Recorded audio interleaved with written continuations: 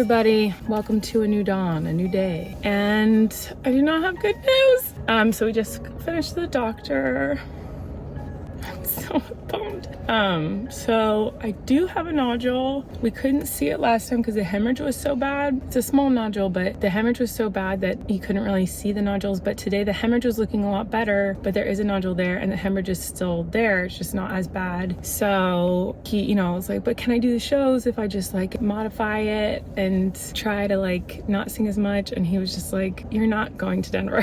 He was like, you can't do it. I mean, I could, but I would probably cause permanent damage to my throat, my voice, and that would be bad. He advised that I do not do the shows this weekend, and I'm super sad. I was really excited about the shows this weekend. I was excited to take Flynn and you. I just hate canceling shows, and I'm also just so sick of this. So I was like, how long till the nodule goes away? Like, it was like 6 weeks. I'm so sick of like not talking and not singing, and it's so frustrating. I just want to sing and I just want to do my job and I just want to perform, and I'm so annoyed. So that's the update. I'm really bummed out. So now the rest of the day is like frantically trying to like reschedule those shows and figure out like, our flights and our hotels and everything, getting all that fixed and whatever. But yeah, back on vocal rest still. And then I come back to doctor in another week. I'm just so upset. Like, I'm so mad at myself that I like performed when I was not feeling good and when my throat hurt so bad before. Cause like, that's why this happened. Like, I wasn't careful. Just I'm sorry, love. Annoyed. Just over it. So I'm pretty sad. Anyway, time to go home. I'm sorry to anyone who's gonna come to the shows this weekend. We are rescheduling for as soon as possible and we'll be there very, very soon. So I'm sorry if I go do the shows and cause permanent damage, then I can't tour at all anymore. I can't sing anymore. That's my life is like singing. So anyway, we got Italian food. What'd you get? Italian food haul. Mozzarella sticks. Mozzarella stick, anyone?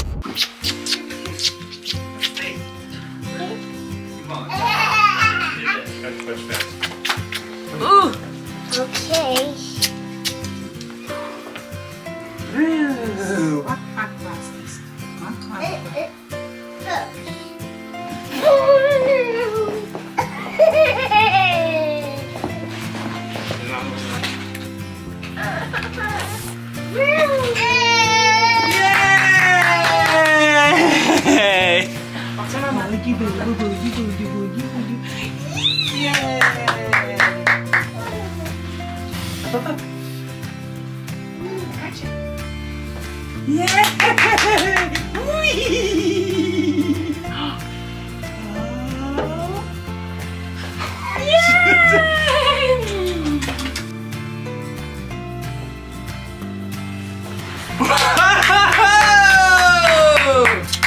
Yay, Maisy! Flynn, you gotta see this! She realized. Yeah! And then they're getting gas in it, and then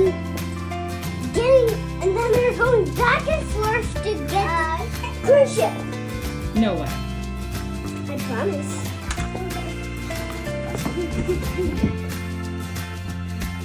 That might be too far. Maisy, where's that at? Here. Yay! Yay!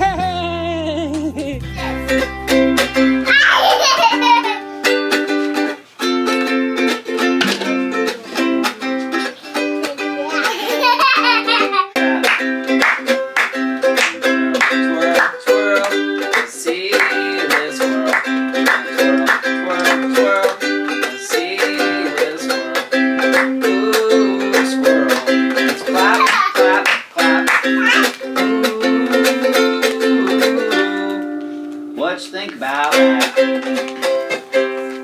Okay guys, how exciting. After a long, sad day, to see Maisy walk. This just happened the other day with Leslie. It's like my kids, they're magical.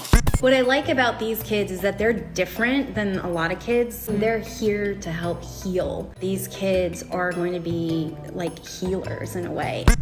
So yes, I am supposed to be a bug, still on vocal rest, but today the doctor gave me the okay to talk minimally, and as long as I'm doing it properly and well, it shouldn't injure my voice further, but I should still try to be quiet as much as I can. And I'm gonna have voice lessons again, which I haven't had voice lessons in forever. Well, vocal coaching to teach me how to sing and speak properly. I've already had one quick coaching on the phone to try to help me learn where to place my voice when I do have to speak. So I'm just going to kind of talk for 5-10 minutes right now and then cut myself off for the rest of the night because I wanted to give you guys another update. Since the last time I talked to you about everything that happened at the doctor, I was just kind of a crying mess. This doctor is the best of the best. He's really, really great. I really trust him. I literally don't think I could find a better doctor for a vocalist. Like, he is incredible. He's worked with all the best of the best people. He's so good that I don't even feel worthy to go to him. So I do trust him. I asked, I was like, is there a way I could modify the show? How can I still do the shows this week? You know, and he eventually did just say to me, like, you're not doing your shows this weekend. Like, you shouldn't. And I trust him. So when he said that, my heart sank, but I knew it was like serious. Like, he was like, you can't do it. He does think that the hemorrhage will be completely healed by the next time I see him. And he thinks that this is an easy fix if I just take 6 weeks of like intense vocal therapy and vocal coaching and doing vocal rest when I can, and having better posture and speaking properly, and no whispering, no shouting, no singing unless it's supported singing, you know, stuff like that. So I do think that like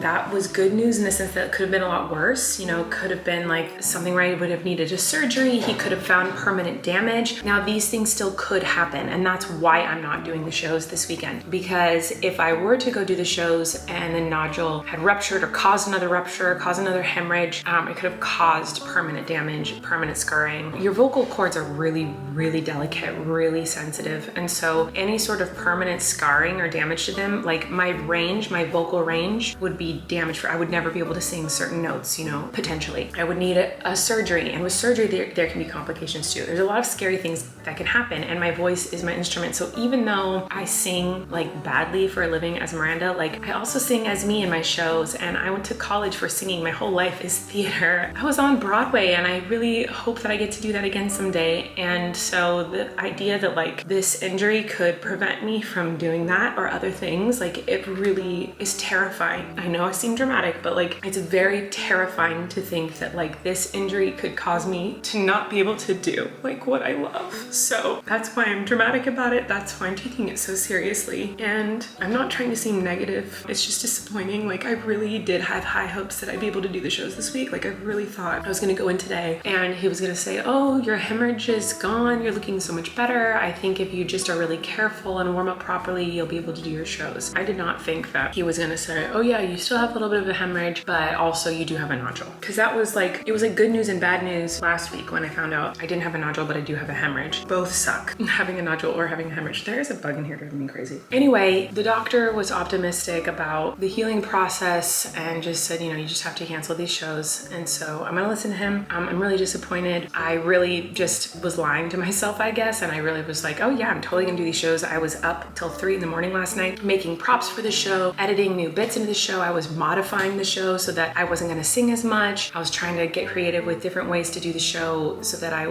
you know, was being really careful with my voice. And I told all this to the doctor too. And so I was up really late last night doing that. And today I was planning on packing up for Flynn because Flynn was gonna go. It was crappy that I had to tell him he couldn't go. He actually took the news pretty well. When I told him that we weren't gonna fly on an airplane tomorrow, he was like, like his eyes got really big, and I was like, but we'll go later. We'll go another day, just in a few weeks or something. And then he was like, oh, okay. And then he didn't care. So that was good. I was worried he would be really, really upset. But it's just me who's super, super upset. I've cried a bunch, and you know, all I can do is just try to heal as best I can. So I'm gonna vocal rest for a lot of the days, but I still am going to talk because it's actually, at this point in my healing process, it's good for me to practice good vocal technique for chunks of the day to like massage that muscle and work that muscle, because if I just don't speak at all for 6 weeks, then, you know, my muscle, my vocal cords, and, you know, this whole instrument will get tired and weak, and I need it to stay strong. So I basically have to work out the muscle. So the only times I'll be talking is, you know, here and there if I need to, like you guys have seen, if I'm saying something quickly to a vlog, or if I'm talking to my kids really quickly. But other than that, it will be, you know, to practice good breast support, good posture, good vocal placement, and just trying to treat my voice as nicely as I can so that I can heal quickly and do the next couple of shows and not have to postpone those as well. There's no plan to postpone any more shows. He says he does not think I would need to postpone any more shows if I do everything correctly. So he said, you just live your life normal, do everything normal, just have these vocal coachings, keep good posture, no whispering, no shouting, no singing unless it's like supported singing in like a lesson or coaching, and those are the rules. So again, I'm really sorry to anyone who was excited for the shows. As excited as anyone might have been who was gonna go, you were not as excited as me. I was very excited.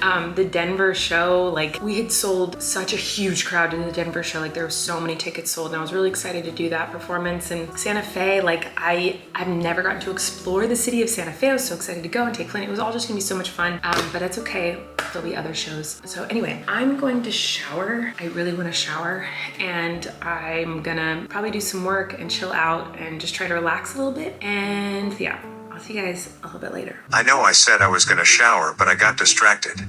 Ta-da! I made this last night for my shows this weekend, and I wanted to see if it was dry. Don't ask.